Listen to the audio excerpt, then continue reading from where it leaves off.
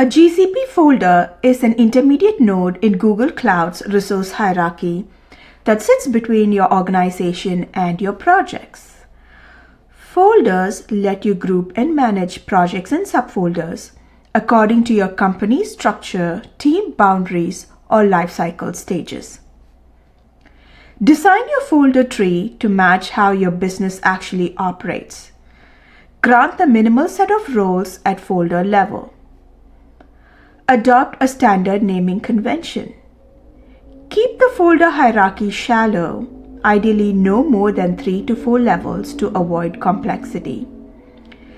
GCP folders give you a way to organize projects into meaningful groups, delegate administration, and scope policies without cluttering your flat list of projects. When used thoughtfully, they provide clarity, security, and governance at scale.